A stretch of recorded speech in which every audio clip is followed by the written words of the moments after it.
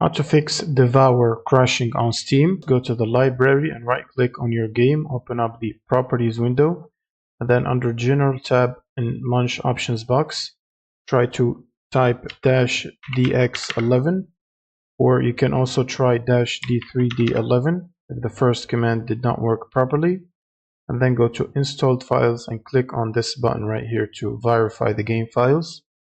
And once this process is done, you can close out of this window, minimize Steam, and then open up your GPU application. So for NVIDIA, you will need NVIDIA app.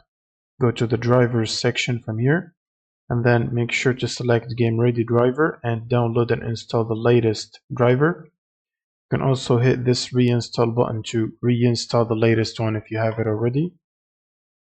And if you have an integrated GPU, you can right click on the start button, go to device manager, and from here expand the display adapters and right click and click on update driver from here, and then search automatically. Next, you will need to open up your browser and then search for redist like this. Click on the first Microsoft link and then scroll down to the second table, which is this one. Make sure to download the 86 and the 64 version of these redistributables and install them individually. And if you run the installer and you see that you have it installed, try to click on the repair button to repair your redistributables. And once you're done, you can close out of this.